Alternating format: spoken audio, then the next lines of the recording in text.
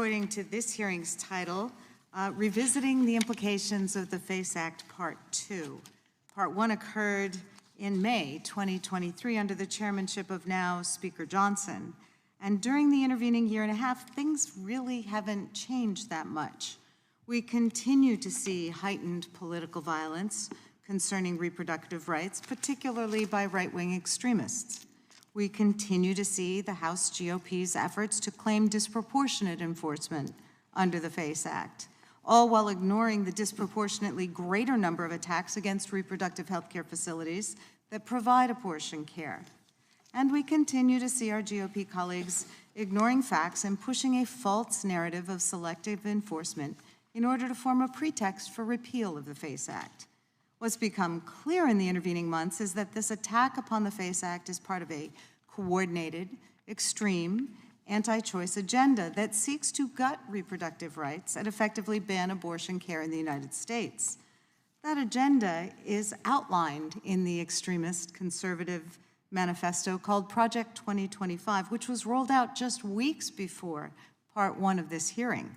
Unless our Republican colleagues once again deny any connection between Project 2025 and their actions, we should note that both parts of this hearing have parroted the false narrative of Project 2025, claiming selective enforcement against anti-abortion advocates on page, I believe it's 568 of Project 2025. And each of today's majority witnesses have close ties to Project 2025. Ms. Hawley is an anti-abortion lawyer and senior counsel at the Alliance Defending Freedom, the ADF, which is a Project 2025 advisory board member. Mr. Vaughn's arrest under the FACE Act for blockading a reproductive health care facility for which he was convicted by a jury is cited, it was on page 558 of Project 2025. I do have to correct the chair's statement that Mr. Vaughn was arrested for praying at that facility. In fact, the record is quite clear. His arrest was for blockading the facility, not praying. And Mr. Crampton, of course, was Mr. Vaughn's attorney in that case. So they all have close ties to this manifesto. So in revisiting the FACE Act today, our Republican colleagues are really just giving themselves another opportunity to signal their support to the extremists plotting to criminalize or block access to abortion across the country. And the only thing that's changed since the first iteration of this hearing is public awareness of the deeply unpopular plans outlined in Project 2025. Over the past year and a half, House Republicans have attempted to cloak their unpopular agenda with misleading claims that their policies will support women, children, and civil rights. But those claims have repeatedly turned up empty, because the truth is every step they take towards a nationwide abortion ban drastically undermines the health and well-being of American women and children. And furthermore, it violates women's rights to make their own personal medical decisions without politicians invading their doctors' offices and their private business. The Freedom of Access to Clinic Entrances Act, or FACE Act, protects facilities providing access to abortion and other reproductive health services, as well as places of religious worship, protects them from the use of force, threats, intimidation, or physical obstruction. The record from the subcommittee's hearing on this topic in May of last year is clear. There's no credible evidence to support Republican allegations that the FACE Act is being selectively enforced. Even so, if our colleagues were actually concerned about that, you'd assume they'd be calling for stronger and broader enforcement of the FACE Act. Instead, our subcommittee chair and 47 other House Republicans have introduced legislation to repeal the FACE Act. Actions speak louder than words, and with that action, the motivation here is very clear. In repealing the FACE Act, they would invite every anti-abortion extremist to use violence, threats, intimidation to block access to abortion services everywhere, even in states where it's legal. A nationwide ban in practice, if not in law. Congress passed the FACE Act in 1994 in response to 2 decades of escalating violence, intimidation, and blockades against abortion providers and their patients.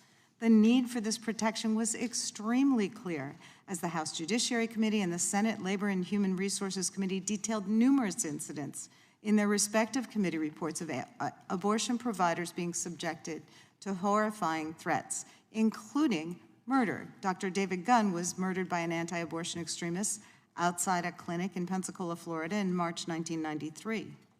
The House report on the FACE Act noted that Dr. Gunn's murder was the tragic culmination of years of threats, blockades, and personal attacks. In addition to threats against providers, both committees detailed incidents where abortion clinics were the targets of arson, bombings, chemical attacks, and blockades by anti-abortion extremists that resulted in sometimes severe injuries for doctors, clinic workers, volunteers, patients, and others. Today, the FACE Act remains an important deterrent to political violence regarding reproductive health care. Since January 2021, the Department of Justice has brought 25 FACE Act cases involving 57 defendants. And yes, those cases have involved both abortion providers and anti-abortion facilities. And of course, we must condemn all political violence and threats of violence, whatever the beliefs or motivations of those who engage in it, and regardless of who the target may be. But it remains that abortion providers and their patients are actually the ones who face higher levels of violence. And to the extent there's a disparity in FACE Act prosecution, that disparity is a reflection of the facts. A 2022 report from the National Abortion Federation, which we introduced into the record in Part 1 of this hearing, confirmed that anti-abortion violence is escalating in the wake of the Dobbs decision. That report detailed that there was a 100% increase in arsons and a 20% increase in threats of death and harm against clinics and providers as compared to 2021.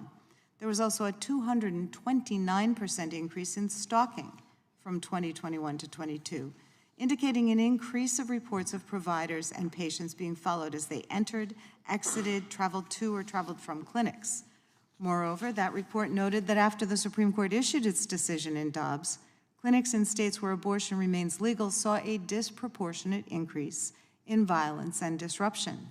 This escalating violence is part of an anti-abortion extremist campaign to achieve by extra-legal means what they've been politically unable to do since Dobbs, which is to enact a nationwide abortion ban. This decades-long effort, which the FACE Act has helped to de-escalate, involves intimidating doctors and providers from delivering necessary and often life-saving reproductive care, and denying access to healthcare facilities where women can exercise the freedom to make decisions impacting their own health and their family's well-being. Because as a leader of the anti-abortion group Operation Rescue said when asked during the FACE Act passage, if there's no one willing to conduct abortions, there are no abortions. Republican lawmakers are now trying to turn the FACE Act into yet another rallying cry in their culture war against abortion, blatantly politicizing a law that's about protecting Americans and keeping them safe. And in doing so, they knowingly enable dangerous and hostile rhetoric that threatens women's access to reproductive health care all across this country. And ultimately, that makes them complicit in the consequences of those actions. No one deserves to be denied medical care because of someone else's political or religious beliefs. Everyone deserves the freedom to provide or seek appropriate medical care without threats to their own safety. And all women deserve the freedom to work with their doctors to decide on and access the health care that's right for them. That's the America that I and my Democratic colleagues are fighting for, because that's the America our constituents deserve. I yield back. I thank the ranking member. I would note that at least one thing that has changed since 2023, as the ranking member referenced saying nothing had changed, is we sent a letter to the Department of Justice. The Department of Justice responded in a letter. I'd ask that we consent that we insert that in the record. And without objection, we'll put it in the record.